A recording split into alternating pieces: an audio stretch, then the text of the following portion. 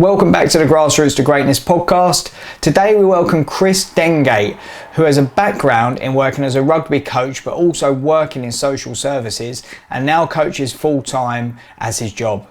The reason we invited Chris in is we want to get different perspectives from different sports on coaching, but talk a lot about how that relates to football and how that can help grassroots coaches. As well as that, with Chris's background working in social services, how do we use football as a vehicle to have a positive impact on people's lives? With Chris, we discuss what are the principles that apply across all sports, as well as can football learn from rugby, and vice versa, what can rugby learn from football? We go into a lot of detail about how can you have a positive effect of the lives of the people that you're working with, both on and off the pitch.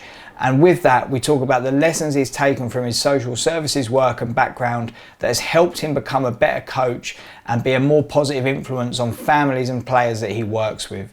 It's a really interesting chat with something different and a different perspective, and has lots here for grassroots football coaches. But Chris, welcome to the podcast today. Thank you. Okay, so as with everyone, we always start by asking if you can just talk us through your coaching journey so far.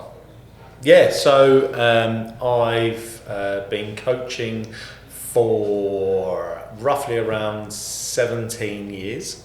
That started off with an under-18s boys team that didn't have a coach for the last year, and I was a first team player at Whitstable Rugby Club, and decided I'd help them out. And took them on, and we won a cup final, which was really cool, under floodlights at Canterbury Rugby Club, so that was quite nice. And then I guess that kind of fed in from that moment, because I was coming out the back of the game at that time. I know I don't look that old, everyone. And then that kind of fed the next part, because rugby's given me so much, so I wanted to give back, and I've given back quite a lot, I think, my wife would say. But so yeah, I picked up that team, and then from there I ended up going to Josh's age groups through rugby, and then he tried a little bit of football but didn't stick with it, and now he's over at Tunbridge Judd's Rugby Academy. And going to Canterbury High School Rugby Academy, and then I've kind of gone on and done senior men's at Dover, a bit of Whitstable, and now I'm at Ashford, where I've been director of rugby for the last 6 years, and I was head coach for the year before that, so this is year 7 for me in my rugby journey so far. So yeah, it's pretty cool. Yeah, that sounds... That's it. That's a journey. Like I say, I've been in it for 20 years now, so 17 within similar time frames, and I've just, like I said, I always say, I've now just come full circle, and I'm back with the under 7s. But no aspirations to go back to under 7s. Are you happy with the older ones? Not. Absolutely not. I'd love to get my daughter to play. I'd love to get Nancy to play a bit of rugby. I think she'd love it. I absolutely think she'd love it. But I think she's at the point where she's like, no. Yeah, that's a you and Josh thing. I don't want to, okay, which is fine. But yeah, I definitely got no aspirations to go down again. I didn't think it was going to happen, but my hand has been forced a little bit. But I am looking forward to it now. But it's it's something. What a coach they'll get, eh? All that experience, all that knowledge. Hopefully, I've got to put it to the test now. It's interesting, to be fair, because when I first coached under 7s 20 odd years ago, I did do equal playing time, but I didn't rotate positions. Yeah, it was competitive, so I was obsessed with winning the league, and we were smashing teams everywhere, and it was like great. And now I look back now, if I saw a coach doing that now, I'd be like, what are you doing? And I think it just shows though, like, we all start somewhere. Yeah. And then you learn and develop. And actually, I'll take the team this year, and then if 20 years I have grandkids that are 7, I might end up coaching them, and I'll probably be completely different again. I think that at community sport level, and that's where we're at. What we want is lifelong sports people. That's what you want. That's what you're trying to create an environment for. And I looked at it, for me and my journey, was like, if I can have an impact on young people and that then turns into a positive, where I ended up getting invited to christenings and weddings and things like that. That shows your impact, your imprint as you as a person onto that young person and their growth, and you've spent the last 11 years with them potentially to take them into adulthood, and then they transition into the adult game or go and play a different sport, but you've set about that journey for them, is vital.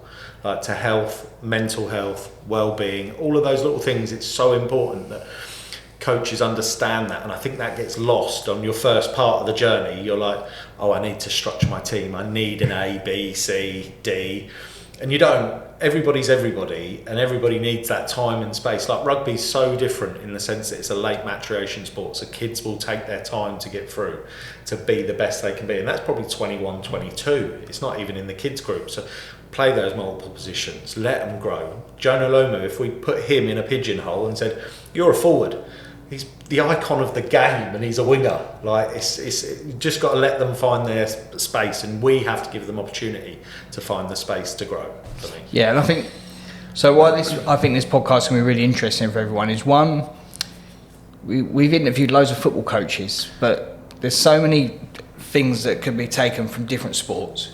So talking to a rugby coach has got a lot of benefits for it, and we're going to learn a bit about how you see the similarities, what's different, what they can learn from each other.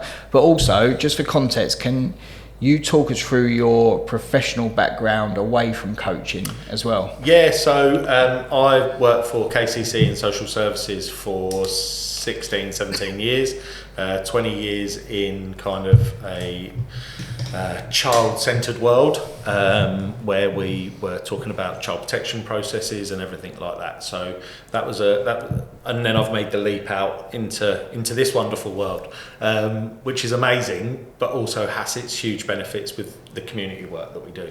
But yeah, so for me, child development and all those things, how I can take that from all of those years of Maslow's hierarchy of need, try and think about that in a sporting context in the pyramid, and scaffolding a player, to Bowlby's attachment theory, how I can impact through attachments with young people and help them grow. Certainly, definitely for me are huge factors within supporting young people to be the best they can be. With the, I'm going to put you on the spot now, with the Maslow's hierarchy of needs, because I remember doing this way back at school. But from your background, what is your the way you've worked with that with young people? So I think there's a new part of the pyramid, actually, just for everybody's boring interest on this, that Wi-Fi is now on the bottom. For everybody. Yeah. Every child should have Wi-Fi to keep connected. But I think the self accolation at the top of the tree there is, if you take that into a sporting context, you're probably never going to find it. And you don't necessarily really find it consistently as an adult either. You find a sweet spot, but then that becomes a comfort zone, and then you've got to get out of the comfort zone to grow again. And that's really important. And then when you scaffold that around young players and think, right, I've got 3 children in this team of 10 kids that can play a bit of rugby, they can catch and pass and run forwards, but I've got 7 that can't. How am I going to help these 7 with these 3, and these 3 are shooting away? And then you start to just break it down a little bit more and go, they're all September birthdays for those 3. So the oldest in the age group. So that starts to set a tone. So you start to understand that development milestones, and then 3 of the kids are August birthdays. So there's a whole year's difference. They've had a whole year total difference in terms of their early years setting. So it's then breaking that down to go, right, how can I scaffold the August babies to bring them up, and then the September ones to be able to meet in the middle with them, so that they all feel that they're growing at the same time. So there's quite a bit in terms of Maslow, but also Bowlby's attachment theory is another good one, just to have some highlights on about how you can imprint and support and scaffold. Definitely. Okay, so we're going into this a little bit now anyway, but my first question really was, because we're talking, our audience is mainly football coaches, but what core principles do you believe there are that just go across all sports? So respect for officials, equipment, teammates, timekeeping, all of those things come into the respect banner.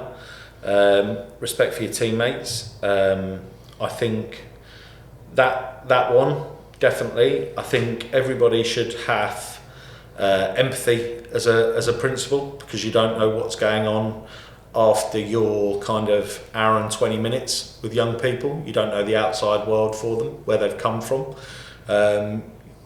Certainly you could have disadvantaged young children to children from potentially private school settings, and how you set your sessions up to meet all of that need is vital. I think probably your philosophy has to adapt to meet need, because I think in my early days my philosophy was rigid. Yeah. And then I started coaching under 6s and 7s and 8s. I was like, my red lines to my adults are not my red lines to here that I won't cross. So I need to have a philosophy that's flexible and changes to meet the need of everybody. So yeah, I got to play, I got empathy, and I've got learn are my three kind of key guidance lines to myself. To is everybody playing, is everybody learning, and is everybody am I showing empathy to everybody's situation that's with me? And I think the key from me then is we get all of those in football, and what you've just said there about you've got 3 players that are kind of striving ahead, 7 that are trying to keep up, or vice versa. That's probably the most common question I'd get from football coaches. Right? How do you deal with that? Because that happens in every team. Okay. The gap might be bigger in some teams, but you always get different ability levels. And the way we do and adjust it is we'll go back to maybe like the step principle, space, time, equipment, and then people, players, changing those things to adapt. I'm a big believer in everyone has their own strengths within a team. Yeah. So actually, although you might have the best player, actually if you change what the topic is or what you're doing, they're not the best player now, they're someone struggling to keep up. Yeah. So keep changing those topics. And I always say, take their strengths away from them in a session. So if you've got a player that's physically really strong, put on a session that you being physically strong isn't an advantage. Yeah. How do you do that in rugby? So when you have that setting, it's quite tricky. So I would generally change a scoring system. So that young person that's your best, who scores lots of tries, I would bring in a scoring system to them. Now I've seen it where some coaches have gone, which I don't agree with at all. You can't score anymore. You've got to pass before you can score to let others play. But you're taking that child's ability within its team environment and squashing him. Yeah. So let's bring in a scoring system and go, right, we know that Seb's amazing and he's going to score lots of tries, standard, but his first try is worth 3 tries. And then his second try is worth 2 tries. And then after that, the next try is worth 1 try. So he can keep scoring, but he's not as valuable as Chris, who still needs to score a try, and I can get 3 points for my try. Yeah. So that's using a scoring system will benefit bringing that person to think about others. So they're being empathetic within this whole session, and showing that they can bring their teammates into the game. They are still involved in the game, they're still scoring. Because you don't know. I've heard that some parents have given £1 a try. So we get it in football. And you're like, well, hold on a second. That's not helping. That's not helping me. So you just gotta think about it. And as a coach,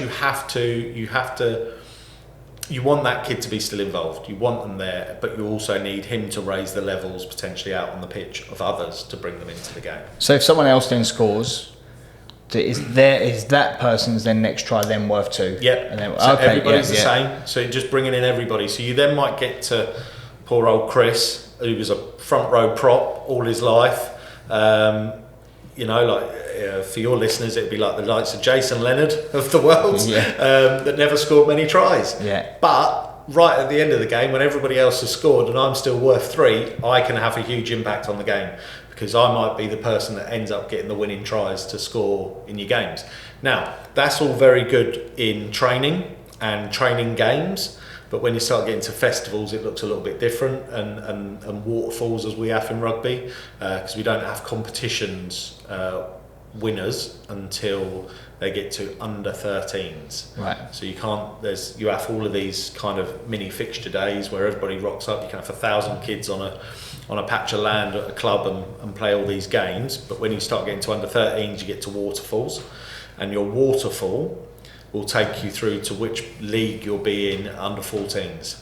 So if you don't win many games, you'll be in Div F, and you'll be with all the other Division Fs, and Division As will be with all the A teams, and then you kind of have a little pyramid system that then kicks in with your Premiership team to academy level, and go from that route. Yeah. One other thing, going back on that, just to follow my trail of thought, with everything there you've got and your principles that go across sport, and this might be maybe because of your background of this is how you focus on it, but they're life skills, they're not just sport skills. Mm-hmm.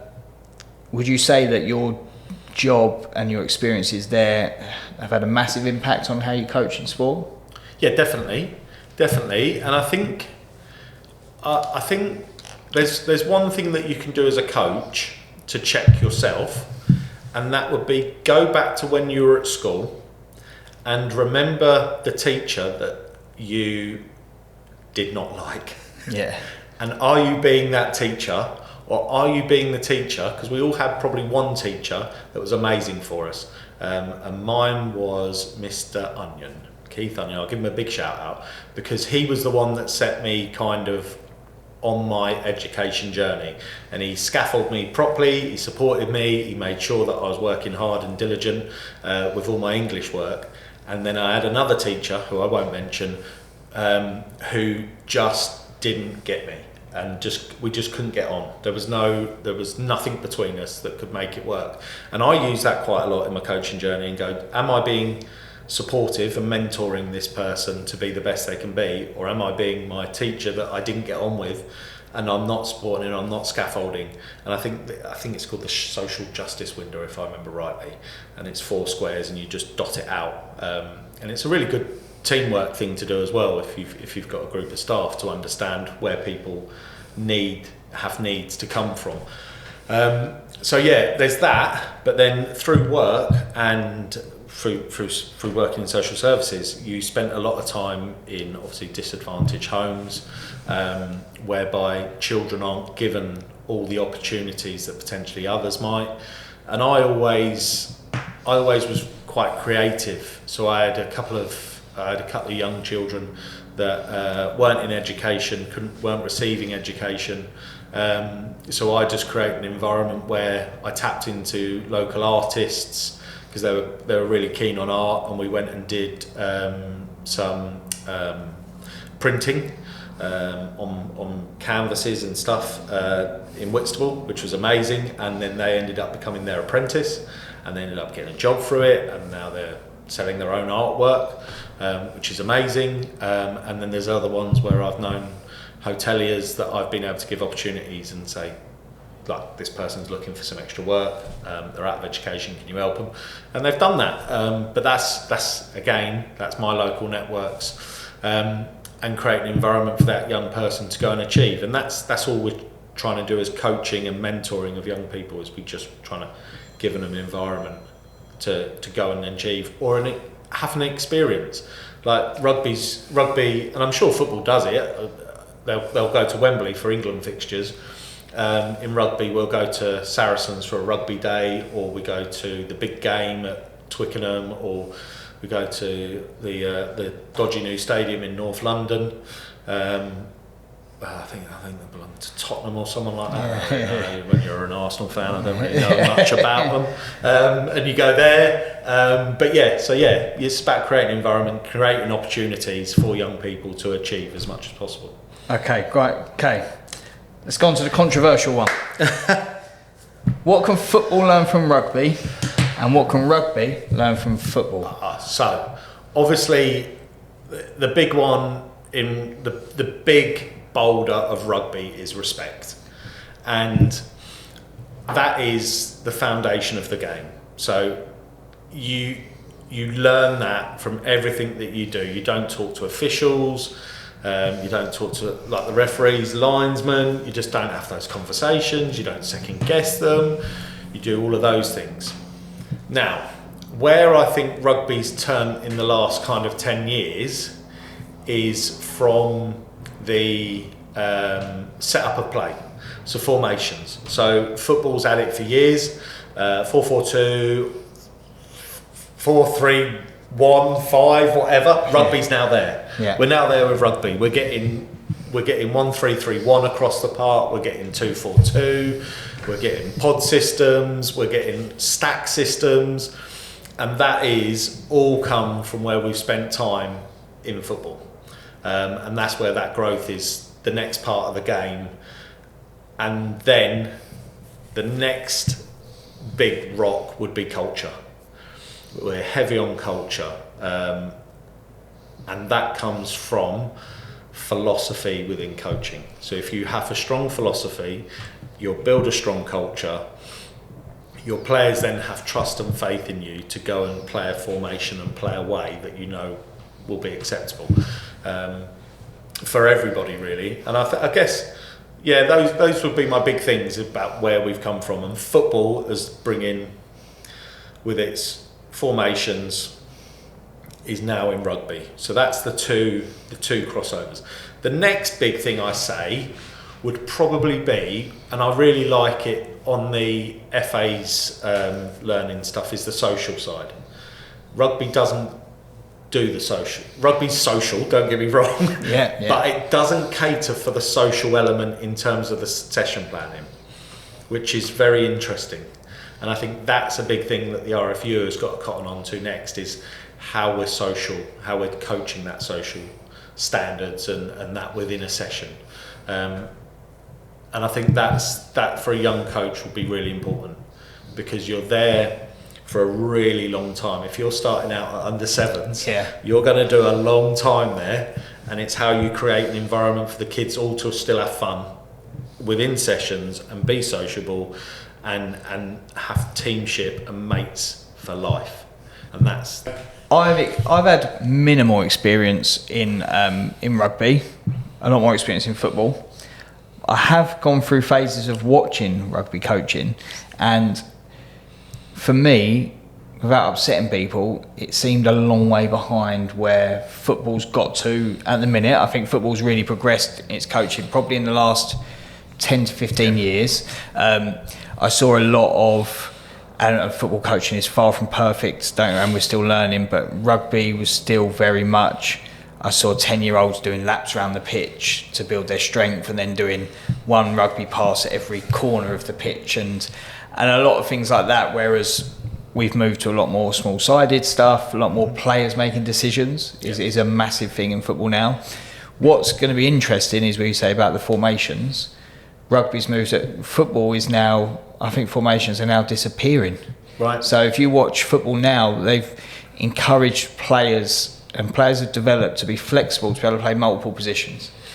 By having players that have got the skill sets to play multiple positions, your team's more fluid, and we have an in possession and out of possession formation. Mm-hmm. So out of possession will be a 4-5-1 or a 4-4-2, but in possession, a Man City are a 2-3-5 basically. That's how because they got the players that are, and this is the best team in the world. So with Real Madrid, don't want to upset the Man City fans, but they're flexible enough to go and just move around and play different positions, meaning the formation isn't as important. But that reliance on teaching good decision makers with really high levels of technical ability and their ability to be flexible is where the modern game is going. what I've seen in football as well over the last few years, lots of younger coaches are coming through with that philosophy. And I would say a lot of coaches have got an idealist philosophy. So when it comes to then they come up against the old school philosophy of just play percentage football, etc. There's a massive clash. Whereas actually, in my opinion, there needs to be a meeting in the middle, especially in adult football when it's about winning. In youth development, there should be a little bit of a meeting in the middle as well, because players need to be able to do different styles. In rugby, I think it's not. And I think accessibility is a massive thing. So we tried to organise rugby qualifications and rugby courses down here.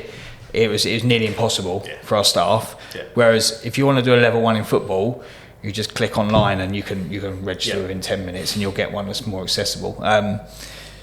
But I have had very minimal experiences in rugby. Yeah. I've always noticed, though, what you've said there, the huge difference in terms of respect, the cultural side, and probably, and I know this has changed in rugby through talking to friends as well, but the kind of, especially community and lower levels, the team ethic and the community bond around that. Although I think rugby's having retention difficulties like football is. Yeah. But yeah, that's what I've noticed in my minimal experience of it, and you might want to now put me back in my place. But well, it is all coaching now should be small-sided games, like breaking things down to scenario of how you want to achieve it. Certainly so the RFU has treads: teamwork, respect, enjoyment, discipline, sportsmanship. That's what so at Ashford Rugby Club we go treads all the way up till 12s, and then we go to a thing called game changers, which is about decision making, understanding of principles of play, and your coaching changes dramatically from that mini ethos of treads to principles of play. Now, that's not to say that you can't bring in the principle of play of go forward at under 9s, because you can just change your language. But when you're coaching it at under 13s, 14s, 15s, through to the adult game, your questioning has to be so much better. And I think that's a struggle, I think, sometimes for rugby coaches, is to having that bank of knowledge of questions that you would ask your players to get the best out of them. So in a small-sided game of 5 versus 3, 5 attackers versus 3 defenders, can we play out the back of the group in front? And that's very difficult to understand in the football world, playing out the back, because playing out the back from you looks totally different to what we call it. But it's pretty much a similar principles, I guess, because all you're trying to do is create an environment where it's 2-on-1 every time.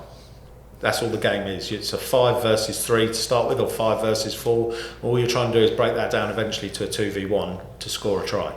And you don't need to have 15 on 15 all the time. You can break that down 10 on 10 and 5 on 5 in another part of the pitch, or 7v7. I always overload it. I always want the defence to be stressed so that our scramble is really good. So that when we come to a Saturday, if they do get a line break, it's imprinted on the players that they are going to chase back and make a difference, because they're always under stress. In attack, I want them to feel it's a little bit easier, so that come a Saturday, they know that they've got the options all the time to score tries. Because scoring tries wins games, unless you've got Johnny Wilkinson from back in the day to which I'm sure you have. Nudge them over, which I don't have. No. And that's good, and that's also like, because sevens, under 7s and 8s in football are now making a change over the next year, that they're going to be, next year or two, that they're only going to play 3v3 max.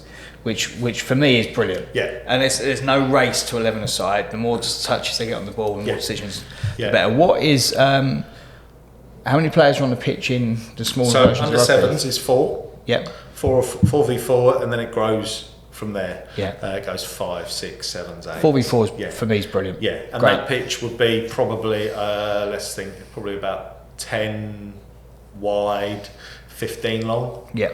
Because what you want is ball mastery. You want the kid to come to a session and at least probably have 100 touches of a ball in their hand. Yeah. Potential. There's a potential there for every child to have touched the ball 100 times in a session. Yeah. Now, if they're doing that with their feet or their hands, they're going to get somewhere. So what I was saying, maybe from what I've witnessed in my small experience of it, everything you said there is great. You may have something that, although we're talking about the differences, which is a very similar challenge to football, of the knowledge is there, the structure's there, but actually it's not always implemented well. No, it's not. And there will be, don't get me wrong, and coaches, you're all busy. You're all really busy. I'm not battering volunteers here. I don't mean to sound like that. And it does come down to your planning. If you don't plan, and you can tell who doesn't plan, because they are the coaches that will send them for a lap. Because they'll be like, right, I need to think of something to do. Go for a lap, and then I can set up something, because they've not got there in the good enough time to set up. They've not had a welcome board with an activity on, so that when the kids arrive, they know what they're doing straight away. Right, can you please get a ball, and we're going to just do simple passes, or we're going to do valleys and volcanoes, just as a exercise until everybody's here. There's always that 3 kids that probably end up 15 minutes late, and you're like, now what do I do? You've got to engage them into the session. But in terms of the RFU, in terms of the qualifications, they're all really good courses. There's just not enough of them. Yeah. Because they're stretched so far. Yeah. The area now, so we used to have, Kent used to have a rural and a Met officer, development officer. They are still in that job, but they're now covering Sussex, Surrey, Essex, Hertfordshire. So that it's just there's just not enough. Yeah. It's just not enough. Yeah, no, and that's interesting. And it sounds like everyone's learning from each other. What about the respect thing? How do you change? So one of my questions on the respect in rugby, it's quite clearly known that there's more respect shown in rugby towards officials, especially, and to opposition, etc., than there is in football. But has there been a trend, and I'm just following mainstream media and stuff over the last few years, where more money's coming to rugby at the top level? Mm-hmm. Is that having a negative impact on respect kind of standards? Because obviously there was a thing the other year about the guys showing off the advertising stuff. Yeah. Is now more money's coming into the top level again? Is that having an impact on the respect stuff? Yes, it is, totally. And it is our last kind of bastion of the game, really. It's our big rock that everybody sits on and stands on. It is getting really hard to find referees because of match official abuse. We have had football referees come over to rugby over the last 3 years, and they've all said it's much easier, which is interesting. And they're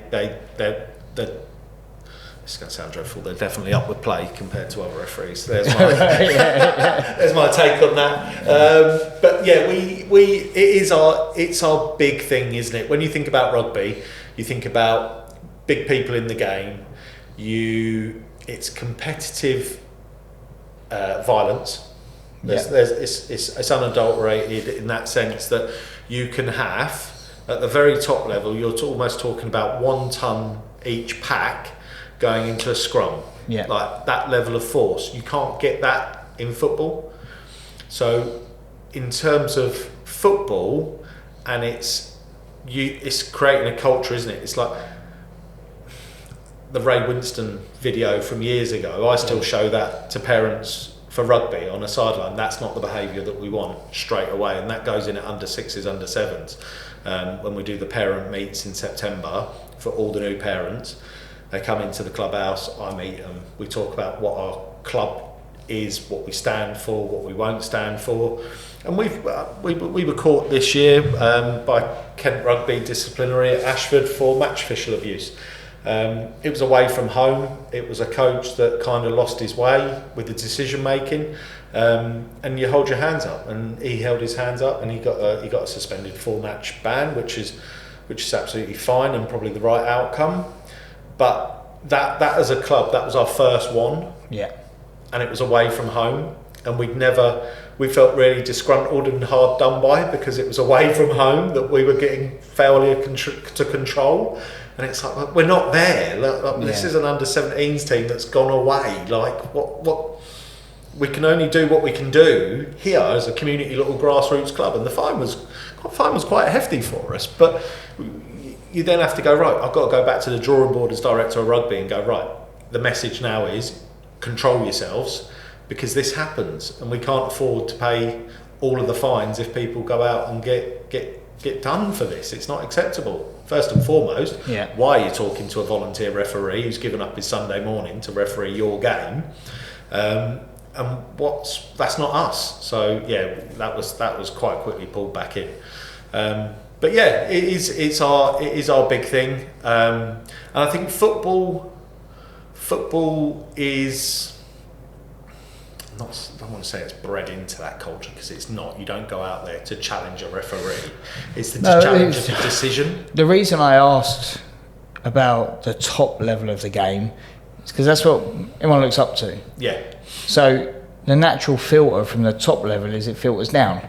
So when kids watching football, rugby, whatever, see someone on the telly screaming and shouting at referees, it then becomes, well, that's acceptable because it's happening on the telly, and it's not acceptable. And then it filters down, and we've still got this culture of, generationally, you'll have a load of parents that are in their 30s, 40s, 50s that were brought up with that. So now we'll be on the sidelines or playing Sundays or Saturdays, we'll do that, and then that gets filtered down to their kids. And I think it's getting better, but I mean, I would never referee a game of football.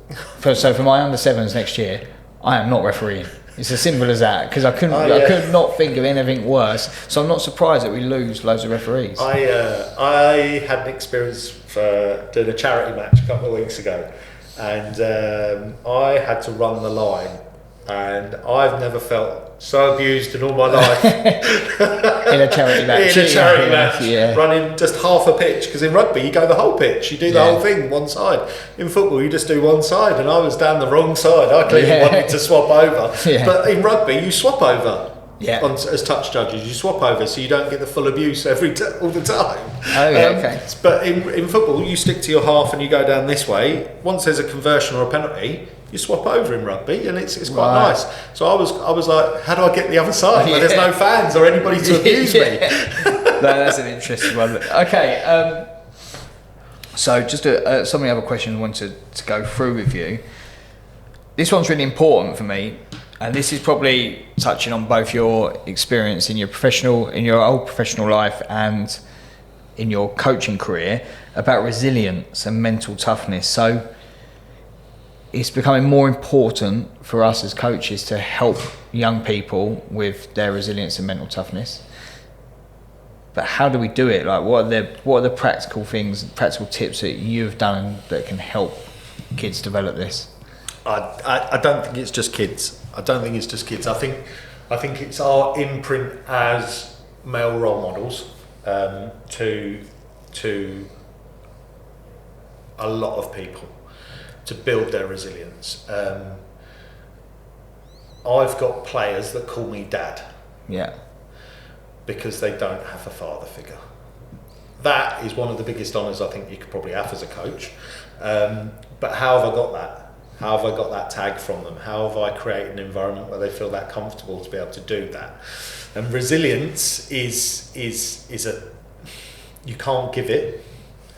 You have to create it. You have to create an environment where resilience can be formed. And that comes, for me, it comes a lot from scenario-based play, so that building success, whether that be unopposed to opposed training, so open and closed, to grow all the time.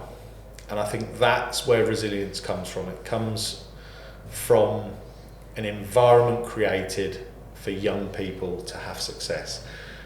What you don't want to do is create an over resilient person, because then you're going over the top and they're going the wrong way for you within their teamship. But definitely, I think for me, create an environment where there's a scenario that they're playing out, that they gain success from, so the next time they play it in a game environment, a full-on game, whether that be 15 on 15 or 4 on 4 or whichever that looks like, whichever age group, they'll see that picture, they'll play that picture, they'll own that picture, they'll score in that picture, and they'll feel success. That will then give them a moment of A, how did that make you feel? B, was it a really good feeling? C, let's try and create it again. so that then that resilient factor comes. So then you start to see things all the time, and then you've got resilience. But it's hard to create. What about though? So that's from the positive perspective. We probably all coach players that are negative, and they always put themselves down. And you get that player that you go, "How do you think you done today?" "I wasn't very good at this. I wasn't very good at this." And their immediate reaction is something negative. How do you work with those? Whether it's through coachings, conversations, building relationships, etc. How do you work with those players? So for those players, you've got to know. So if you know that's the case, then your environment changes for them to meet their need. So the question back would be, okay, on a scale of 0 to 10, give me what you thought your performance was today. So Seb, today, how do you think it went? You said a 4 to me. I was like, can you tell me why you think it's a 4? What would be your reasons that you think it was a 4? And you'd say, well, I didn't do this and I didn't do that. And I was like, okay, so what did you do today? And you'd tell me what you did. And then you go, okay, so next time, what would you want to do? How would you get to a 6? How would you get to a 7? What actions do you think you need to do in a game to give you that next part? And you'd start to then explain to me what you feel the next thing looks like. And I go, yeah, that's pretty cool. Should we try and aim for a 6 next time? Let's try and aim for a 5. Let's just go 1 score more. And that's just environment. That's solution focused. So that then young people can start to understand through questioning that you are building on what they are capable, have done, what they know what's going backward is, but also what going forward looks like for them.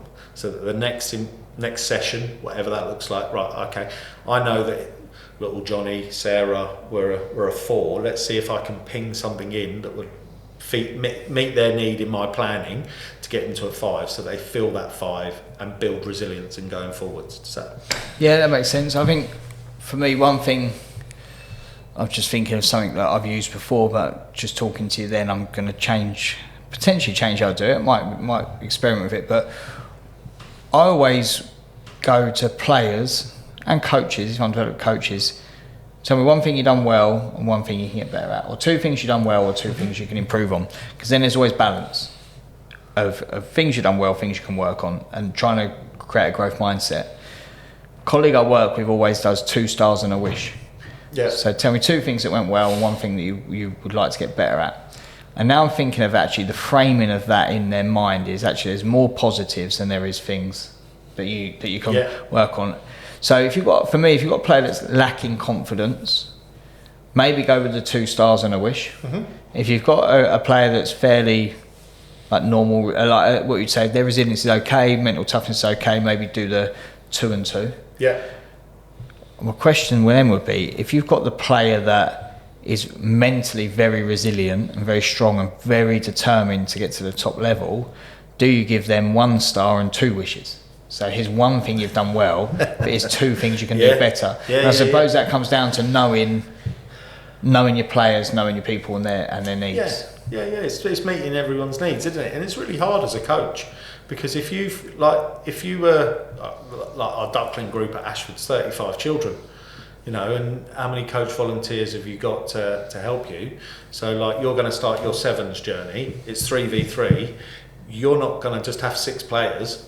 No, you're going to have 40, 50 players, because it's Seb Tidey taking the under 7s. Yeah. You know, they're all going to come. Yeah. So you're probably thinking about, well, how much coaching am I going to do here? Because I've got co-coaches.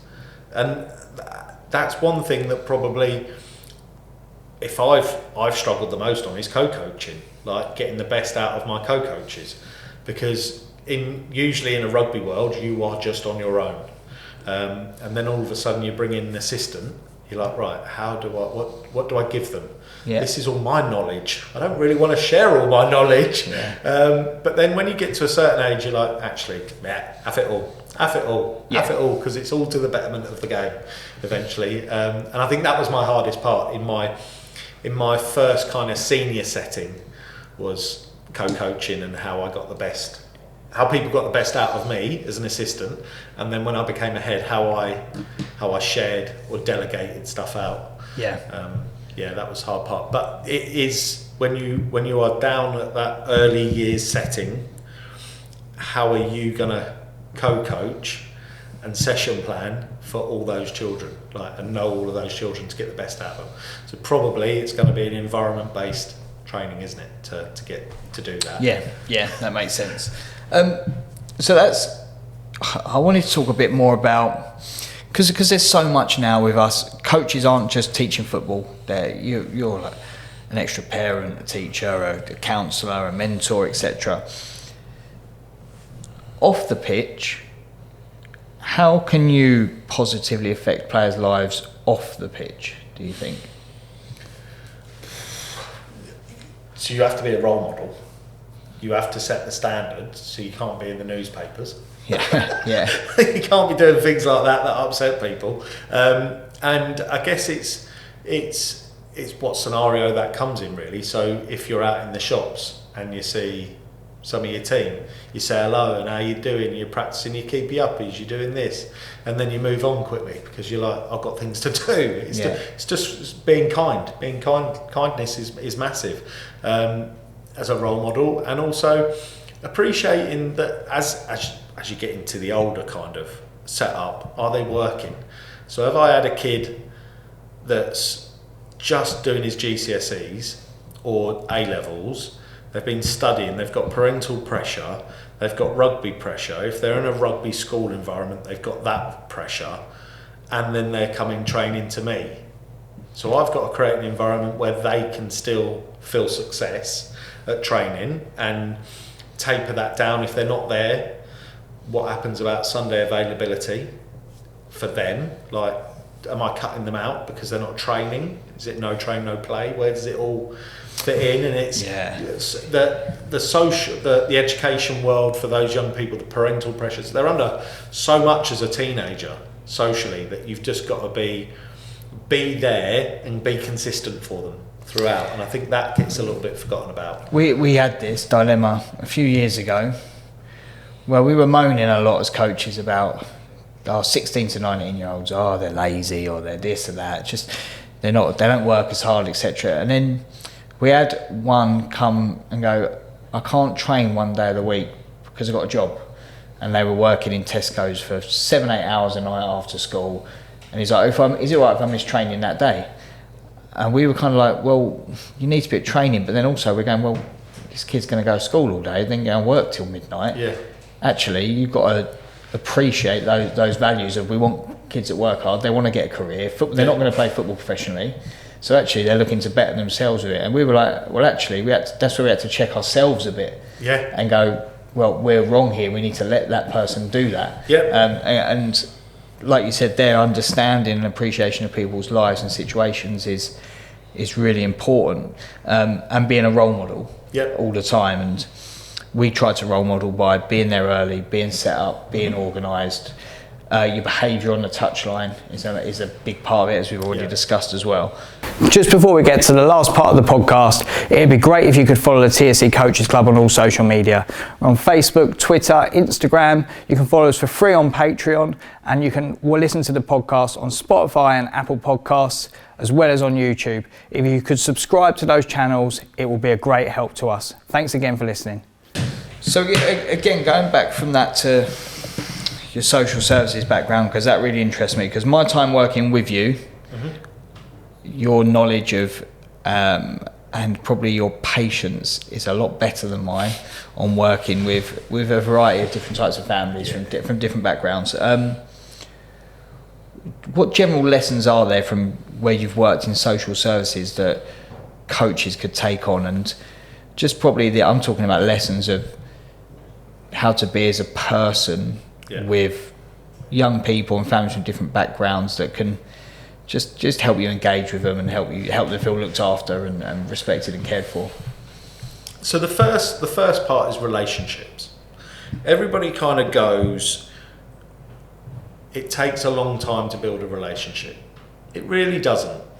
It takes probably 1-2 sessions to build a relationship, because that's where it all begins. And if you give somebody an environment where they will feel comfortable to be open and transparent with you, if you can create that environment, with your body language, with your tone, with your eye contact, people will talk to you. And generally, it's that principle in life that if you need help and you ask for it, you'll generally be given help. Now, it takes a long time. It might be that you're working with a mum that has suffered significant trauma in her early years, and then into her adult years, and then she gets Chrissy come round to visit her because it's not going so great with her kids. Like, how much pressure, how much of a pressure cooker is it in her mind going through her head at that moment in time? And I'm asking her to be open and transparent with me, to give her the best support I can give her. And that might have happened 10 times before already. So what's the difference? Why will it be different on my time to all the other times? And I think my trick, because I am a big person and I am a big character, and I have to check myself and remind myself of that. So when I'm talking to parents, I can be quite imposing, I guess, on your sofa or in the chair in the kitchen, that this big guy sat there. I mean, size difference here is says it all. And it's how I can try and make myself that little bit smaller. I can give you eye contact. If I see that you're struggling with eye contact, I might just adjust my body language a little bit more to turn just inwards a little bit. So you're looking at my shoulder, which is a little less threatening, and you might start to talk to me and you'll realise that you might think that I'm talking through you.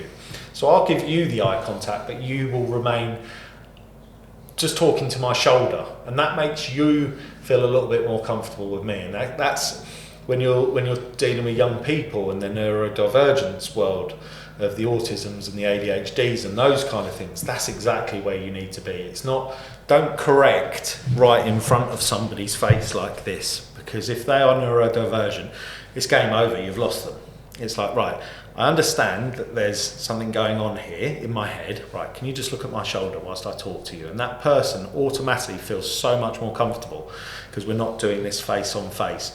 And it's really hard. It's really hard. You'll notice as when you're talking with adults that some adults won't give you eye contact at all because there's a lot going on for them. Yeah. So you just be softer. Just be a little bit softer. And I mean, I can have a big booming voice when I need to have it on a rugby pitch to be able to get my point across and talk to somebody who's 20, 30 yards away.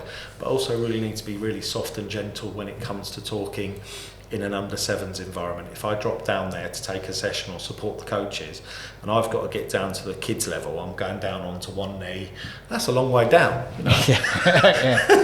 And up, and then back up. And the kids are all over you because you're down at their eye level, and the coaches are like, oh my God, how's he doing this? Look at all the kids around him, they're loving him. And it's just like, just create a little environment where it's all a little bit softer for them and a little bit more gentle, because sometimes we just coach from standing up and the game that they play is down here.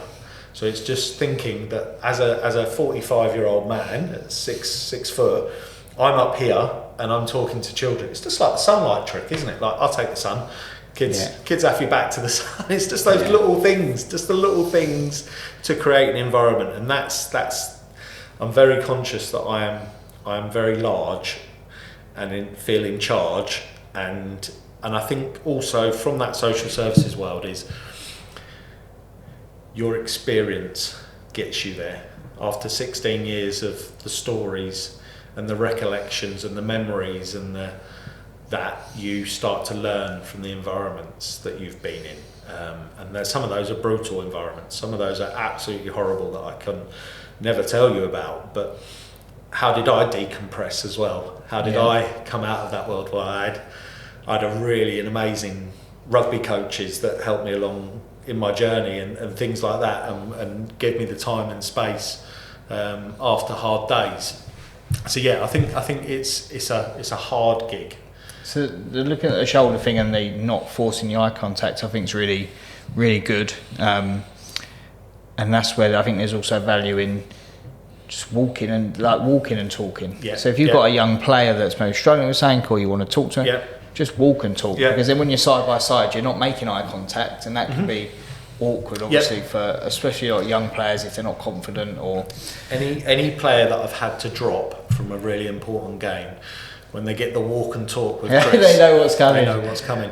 Because it's so hard and so horrible. Yeah. But for a player, it's a unique experience every time they get kind of benched.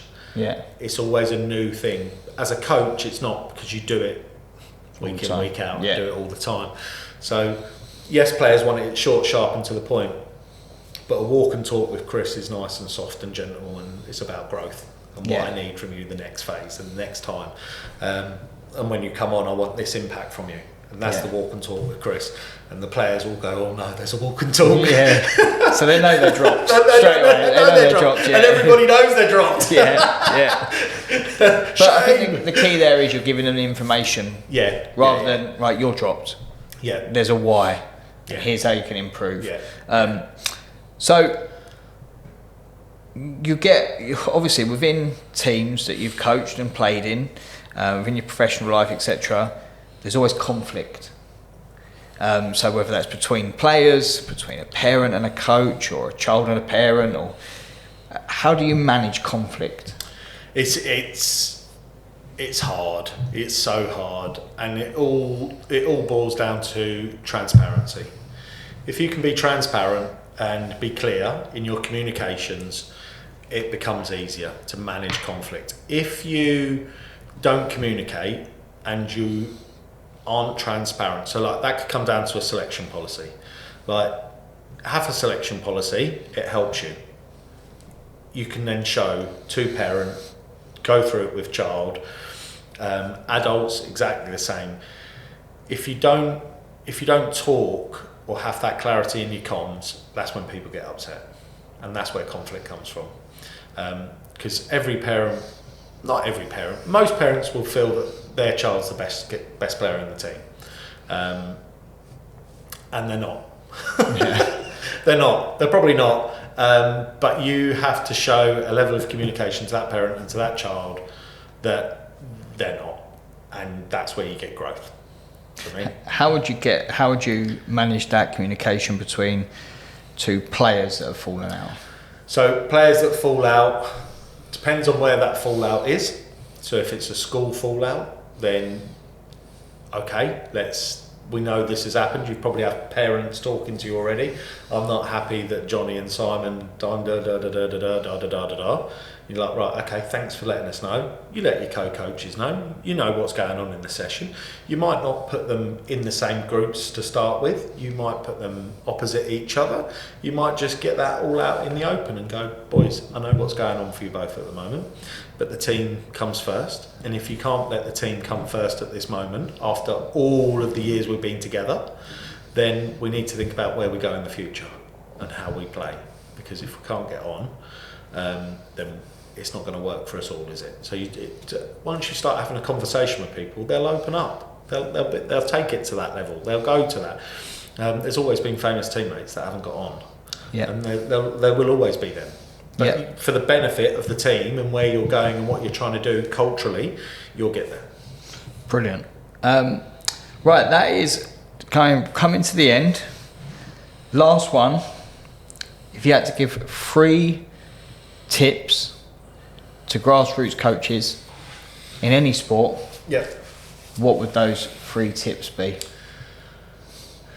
Play games, be consistent, and plan.